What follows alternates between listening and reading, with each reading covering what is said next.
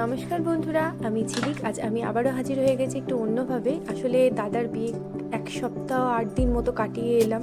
এত কিছু খাওয়া দাওয়া হয়েছে, তাই ওয়েট গেইন তো অবশ্যই হয়েছে। তাই মনে হলো আবার ডায়েট শুরু করতে হবে। তো যখন করছি তখন আপনাদের সাথে অবশ্যই শেয়ার করি আমি কী করছি না করছি। তাই আজ চলে এলাম একটা মর্নিং ড্রিঙ্ক নিয়েছি। আমি সকালবেলা ঘুম থেকে উঠে কী খাচ্ছি দেখুন। একটা কাঁচের বাটি নিয়ে নিলাম, যার মধ্যে আমি একটা গোটা বিট, যেটাকে আমি ছালটাকে ছাড়িয়ে নিলাম, খোসাটা ছাড়িয়ে ফেলে আমি টুকরো টুকরো কেটে নিলাম।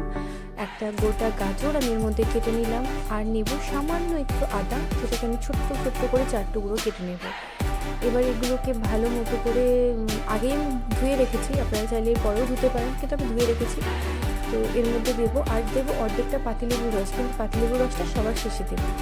এবার আমি এটা জুসারের মধ্যে দিয়ে দেবো। তো তার আগে আপনাদেরকে একটা কথা বলবো বন্ধুরা, মর্নিং ড্রিঙ্ক অনেক কিছু হয়। তো আপনারা চাইলে লেবু মধু জলও খেতে পারেন, জিরে টি মানে জিরা টি যেটা বলে জিরে দিয়ে, সেটাও খেতে পারেন। সিনামন টি যেটা দারচিনি চা, সেটাও খেতে পারেন। অনেক কিছু খেতে পারেন। তো আমার মনে হয় এই ড্রিঙ্কটা আপনার হেলথের জন্য তো খুবই ভালো। গাজর বিট তো সম্পূর্ণ শরীরের জন্য ভালো। আর আমার মনে হয় এটা আপনার স্কিনটাও গ্লো করবে, স্কিনটা ভালো রাখবে, শরীরটাকে ভালো রাখবে, কোনো রকম পিম্পলস বা অ্যাকনে কোনো রকম কিছু হবে না, হেল্প করবে। তো সেই জন্য আমি এটা জুসারের মধ্যে দিয়ে দিলাম, সামান্য পরিমাণে জল দিয়ে দিলাম পরিমাণ মতো করে। এবার আমি এটাকে ভালোভাবে জুস বানিয়ে নেব।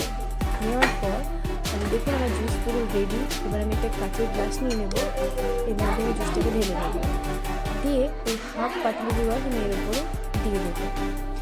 তো আবার যদি এই ভিডিও আপনাদের ভালো লেগে থাকে অবশ্যই কমেন্ট করে জানাবেন কেমন লাগলো, লাইক করবেন, প্রচুর শেয়ার করবেন, আর অবশ্যই চ্যানেলটাকে সাবস্ক্রাইব করে দেবেন বন্ধুরা।